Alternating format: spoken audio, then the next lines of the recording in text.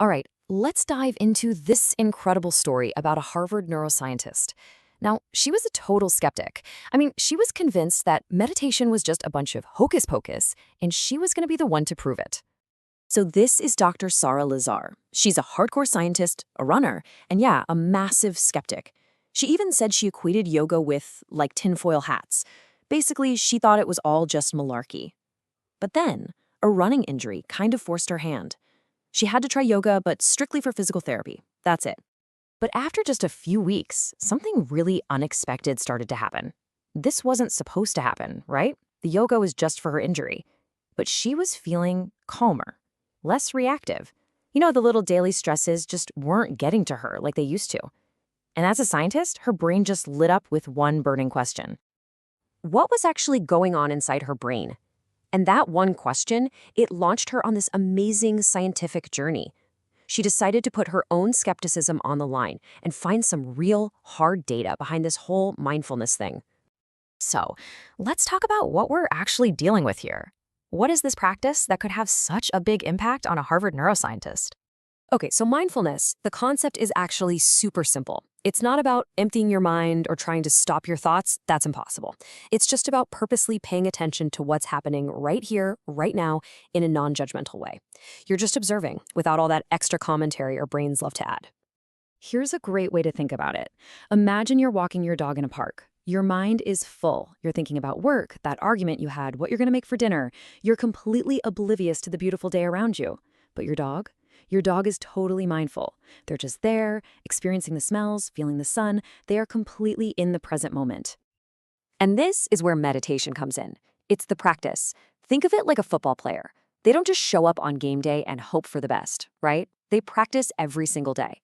Mindfulness meditation is that practice. It's like a workout for your brain, strengthening those circuits of awareness for when life gets, chaotic. Okay, so let's get to the science. What did Dr. Lazar actually find when she put people's brains under the scanner? Well, the results were, frankly, pretty stunning. So first question, can meditation protect your brain from aging? Here's what we know. There's a part of our brain, the prefrontal cortex, that's absolutely crucial for things like decision-making and intelligence. And normally, as we get older, this part of the brain shrinks. It's just a standard part of aging. So Dr. Lazar's team compared long-term meditators with a control group. What you're seeing here is a chart of the gray matter in that prefrontal cortex. The first bar is your typical 25-year-old. The middle bar, that's a 50-year-old who doesn't meditate. See how it's smaller? That's the expected shrinkage. But now, look at that third bar. Those are the 50-year-old meditators. They had the same amount of gray matter as people half their age. That's just wild. It's like meditation was literally preserving their brain, stopping that wasting away that we associate with getting older. But okay, these were people who had been meditating for years and years. So that brings up the next big question. How quickly can the brain actually change? To figure this out, she did a new study. She took a group of people who had never meditated before, scanned their brains, put them through a standard 8-week mindfulness course, and then scanned them again. And they looked at a specific part of the brain. The part associated with fear, anxiety, and stress. It's called the amygdala. You can basically think of it as the brain's fear center, or its alarm system. It's the thing that goes off when we feel stressed or threatened. And get this, after just 8 weeks of mindfulness practice, it physically got smaller. And here's the kicker, the more it shrank, the less stressed people said they felt.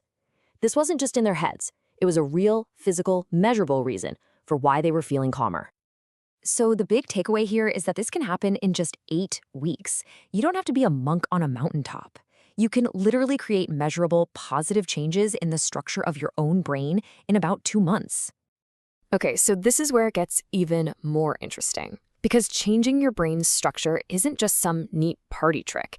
It actually lets us change our relationship with reality itself, especially when it comes to things like pain and fear. So it turns out pain has 2 separate parts, and they're processed in different areas of the brain. First, you've got the raw physical sensation. That's the stabbing, burning, tingling feeling. But then you've got the suffering. That's the emotional reaction to it. It's the, oh, I hate this, make it stop part. Now, your first instinct when you feel pain is to distract yourself, right? Ignore it. But what brain scans show is that experienced meditators do the complete opposite. They actually lean in. They experience the physical sensation more fully. But, and this is the amazing part, they turn off that I don't like it emotional reaction. They learn to separate the sensation from the suffering. And this is exactly what that old saying means. Life is painful, suffering is optional. From a brain perspective, this is literally true. The science shows that while you can't always stop the pain itself, you can train your brain to stop adding that extra layer of suffering on top. So, let's bring this all together. What's the big takeaway?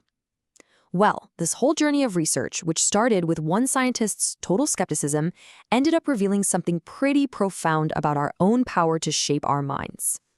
You know, there's another great quote. Danger is very real, but fear is a choice.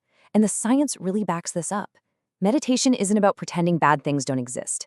It's a tool that lets you see the danger, the pain, the threat with total clarity, but it rewires your brain so you aren't completely hijacked and controlled by your reaction to it. So the question really becomes, what could you change by training your attention? Because in the end, this isn't about emptying your mind. It's about training it, one moment at a time.